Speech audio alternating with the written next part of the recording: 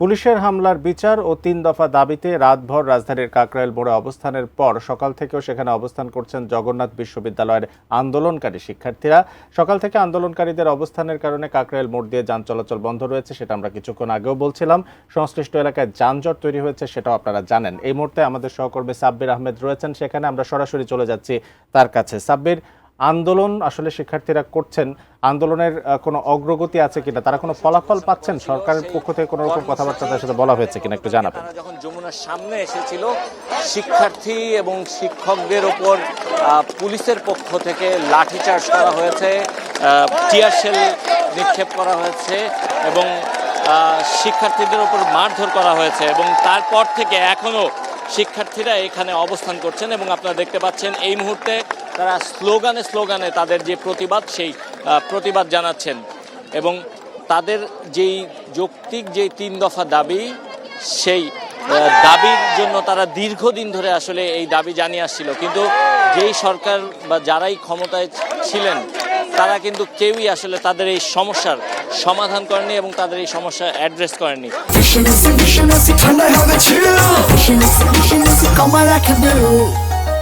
এই মুহূর্তে পুরো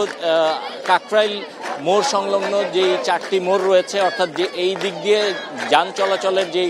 4টি সড়ক রয়েছে, প্রত্যেকটি সড়ক কিন্তু আটকে দেওয়া হয়েছে এবং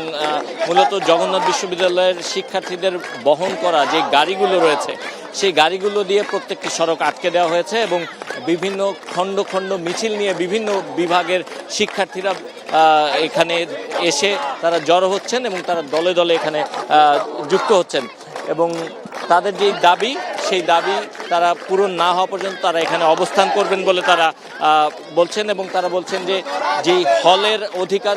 এটি তাদের অধিকার, এই অধিকার তাদেরকে দিতে হবে এবং এই অধিকারের জন্য তারা দীর্ঘদিন ধরে যেই যৌক্তিক দাবি জানিয়ে আসছেন, সেই দাবি তাদের পূরণ করতে হবে, তা না হলে তারা এখান থেকে যাবেন না। এবং গতকালকে যে অনাকাঙ্ক্ষিত ঘটনা ঘটেছে, সেই অনাকাঙ্ক্ষিত ঘটনার জন্য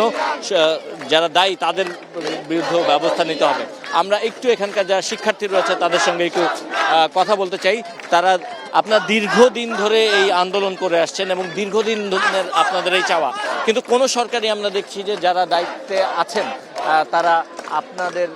এই দাবিগুলো মানছেন না বা আপনাদের এই দাবিগুলোর দিকে কর্ণপাত করছেন না। কেন, কি মনে হয়? দেখুন, জগন্নাথ বিশ্ববিদ্যালয় বাংলাদেশের একটি অন্যতম সেরা বিশ্ববিদ্যালয় এবং এই বিশ্ববিদ্যালয়টি যাত্রা হয় 2005 সালে এবং বিগত বিভিন্ন সরকার কাছে আমাদের যে এই প্রধান যে সমস্যাটি আবাসনের সংকট, এই আবাসনের সংকট নিয়ে কথা বলা হলেও কোনো সরকার শুধুমাত্র তাদের আশ্বাস দেওয়া ছাড়া কিছু দিতে পারেনি এবং 2024 সালের গণঅভ্যুত্থানের পরে নতুন যে সরকারটি আছে, অন্তর্বর্তী সরকার, তখন আমাদের একটি স্বপ্ন জাগ্রত হয়েছিল যে হয়তো আমরা আমাদের এই সমস্যাটি সমাধান করতে পারবো। কিন্তু এই সরকারি বিভিন্ন সময় চলে গেলেও বিভিন্নভাবে তারা শুধু কারসাজি দেখিয়ে এটাকে মূলা ঝোলানোর যে ব্যাপারটা বারবার শুধু সেটাই করেছে। আমাদের যে 3 দফা দাবি আজকে ছিল, এটি নিয়েও তারা তাল বাহানা করেছে। তো আমরা এখানে এসেছি যে চূড়ান্ত দাবি আমরা আদায় না করা পর্যন্ত ঘরে ফিরে যাব না। শুনছিলেন শিক্ষার্থীদের, আসলে তারা এটি প্রত্যয় নিয়েছেন এবং তারা দৃঢ় প্রতিজ্ঞ যে তাদের যেই দাবি রয়েছে এটি যৌক্তিক দাবি এবং এই যৌক্তিক দাবি পূরণ না হওয়া পর্যন্ত তারা এখানে অবস্থান করবেন এবং তাদের সঙ্গে তাদের যে শিক্ষার্থীরা রয়েছে, তাদের যে শিক্ষকরা রয়েছেন, তারাও সবাই এখানে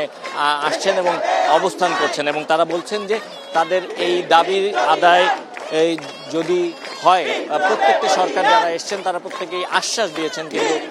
সেই আশ্বাসে এবার আর তারা আশ্বাসের প্রতি তারা আশ্বস্ত হতে চাচ্ছেন না। তারা তাদের দাবি আদায়ের জন্য তারা এখানে অবস্থান করবেন এবং অবস্থান শেষে তাদের দাবি পূরণ করে তাদের যে চাওয়াগুলো রয়েছে এগুলো বাস্তবায়ন হওয়ার যে বিষয়গুলো, এগুলোর ব্যাপারে সুনির্দিষ্ট বক্তব্য না আসা পর্যন্ত তারা এখানে অবস্থান করবেন এবং দেখতে পাচ্ছেন এই মুহূর্তে স্লোগান চলছে।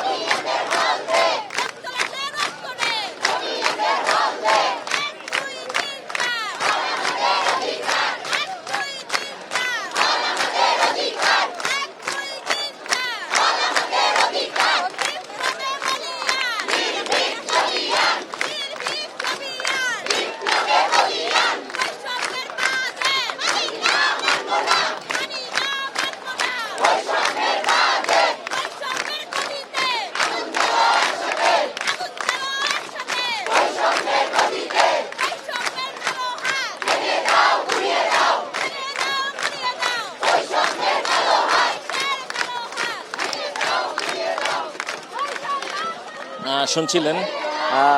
প্রত্যেকের মাঝে শিক্ষার্থী যারা রয়েছেন তাদের প্রত্যেকের মাঝে একটাই ক্ষোভ যে যেই সরকার বর্তমান যে সরকার এই সরকার কিন্তু গঠিত হয়েছে যে বৈষম্যের যেই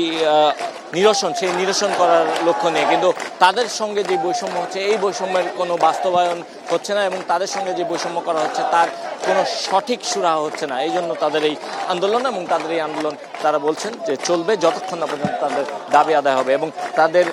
শিক্ষার্থীরা এখানে অবস্থান করছেন ঠিক তার উল্টো দিকে যমুনা অর্থাৎ প্রধান উপদেষ্টার যে কার্যালয় সেই কার্যালয়ের সামনে পুলিশ এবং আইন শৃঙ্খলা বাহিনীর অন্যান্য যে সদস্যরা রয়েছেন তারাও অবস্থান করছেন। তো এই ছিল আমার কাছে এই মুহূর্তে জগন্নাথ বিশ্ববিদ্যালয়ের শিক্ষার্থীদের যে আন্দোলন 3 দফা দাবিতে সেই আন্দোলনের সবশেষ।